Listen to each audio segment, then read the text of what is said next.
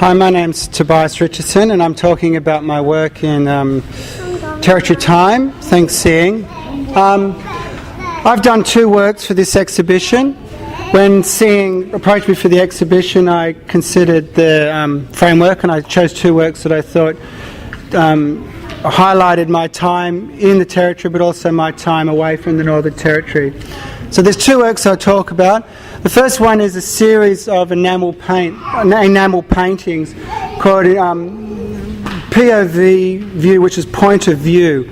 These are paintings that I did of where I used to live in Redfern in New South Wales. One of the reasons I moved to the Northern Territory was when the Olympics were announced in Sydney, it also meant the destruction, in my point of view, of all the buildings in Sydney. So this was a warehouse that I'd lived in on and off for about 8 years, and within a day of the Olympics being announced in Sydney, we got a letter that our warehouse was to be destroyed. And so I've painted the warehouse from memory. And I often paint in series. I do the same work, but I do it again and again and again in sort of lightning time to get feels for it. And it's painted in greys, which represent the concrete and the feeling of the place. So really, to me, it's not a lament. It's a feeling, a memory of my time in the Territory and being away from. I don't particularly have a home, and the Territory's been my home for 12 years now. But it allows me to think about my place. I did these works actually originally for an exhibition in Cronulla called Time and Space, which was curated by Michael Ralph, about artists who had been in artist-run spaces and the history of artist-run spaces in Australia. And I've been commissioned by the Hazelhurst Gallery to do these works for that show, which is good. The second work I've got is a sculptural work. It's a tower of cigarette lighters. When I first moved to the Territory, I first lived in Utopia for 2 years teaching, and then I lived in Maningrida in Arnhem Land teaching. For the 4 years I lived in Maningrida, when I taught with the school kids there, we collected cigarette lighters and I used them for doing maths and collecting and estimating how many we could do. Also, it fed into my sort of practice. So after 4 years, or close to the time that I left, I'd collected about 670 lighters. I then set about wanting to convert that material and that process into a sculpture. So I got the sculpture is basically about 20 lighters in different stratas, and there's a black tray. The trays are the trays that the lighters come in when they buy them at the shops. Smoking's an obsession out in Arnhem Land, at least when I was there. And then inside I put 2 fluoro tubes that light it up, so it has a real disco effect. Okay, I think I've explained the works as clearly as I can. Well, I just got a question that, do you think, because you said you paint memories from your past life before, and then, but do you think particularly Darwin created a good environment for you to do sort of that kind of things, like painting past? Or, yeah. Yeah, Darwin... I've worked in the Northern Territory, as I said, on communities and in Darwin for 12 years. And it's been great and really hard to be an artist, but more great. And one of the things is that there's not a lot of subject matter in, for example, Darwin that I've been able to find. So I've really trawled my past to look for subject matter. And certainly distance creates subject for me. So to be away from part of being in Darwin, I think made me maybe long for other parts of my life too. It also gave me the space to create them. It's certainly a very good environment to paint. I really enjoyed here. There's been a lot of space. There's a lot of good weather for painting. So that's worked for me.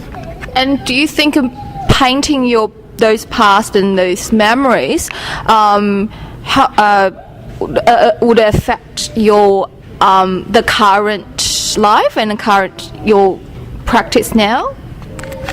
Maybe seeing, I don't know. Certainly life is, art is, a sort of a journey of my life, and I like to make art in real time and place.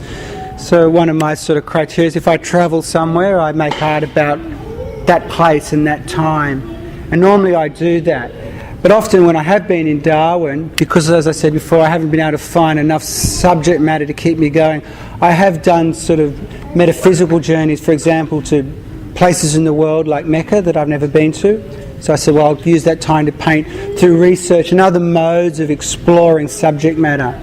But mostly my practice is real time. For example, the lighted towers could only have happened in Maningrida because I was there for 4 years. It's not a work I could conceive in any other way. Maybe it's a type of art to kill time, I don't know. No, I'm always looking for ways of merging art and life together.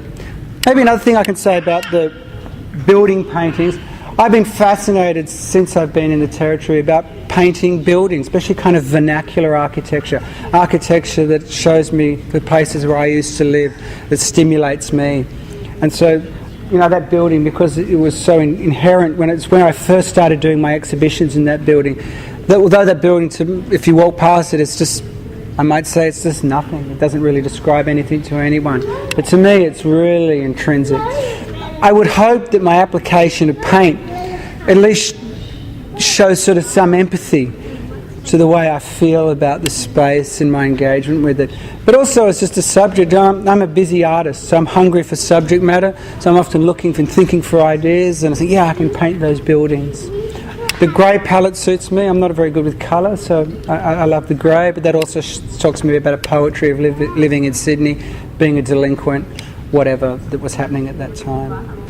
I think it's interesting seeing the two works together and this idea of bringing all of these things found in the environment and ordering it into this constructed environment, and which, I mean, looks like a building to me. It looks like a modernist formal building, and then next to the paintings, which is in fact a constructed memory and a constructed environment psychologically, and I like how they've become abstract. You can see this sort of search for the doorways, what's really happening, but in fact it's just a constructed abstract image, and retaining that sort of melting down of memories through the painted surface. I don't know if that's a comment or a response. I think you're on the money, Talitha. I'm a bit of, let's say, old school and things. My aesthetic framework certainly sits with abstraction art, and I always governed by the qualities of paint and the physics of paint to what they can do. And so when I'm looking for a subject, it's really, I'm just finding an excuse. I've never been a painter when I paint, or even sculpt where I can have a blank canvas. I have to have some catalyst, some framework that separates me from the consciousness of making marks. So if I can remember a space, and if you look at these things, they've got these repetitious, there's a house structure at the back. I've got a mental image in my mind of what it works, and then that allows me just to let the lines do. And that's often why I do them again and again and again, to keep getting as abstract and fluid as possible. There's no need to make these stylistically realistic of what they do.